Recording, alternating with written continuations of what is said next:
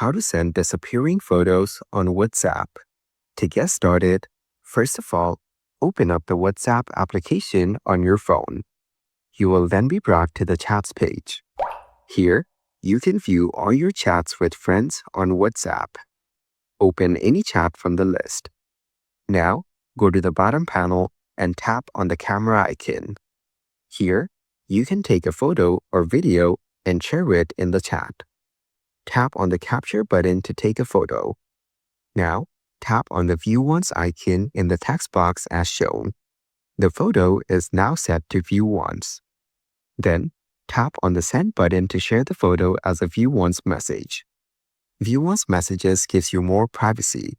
When you send a photo, video, or voice message, it disappears from the chat after it's opened.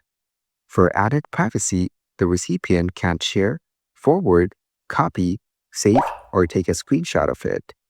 Following these steps, you can easily send disappearing photos on WhatsApp.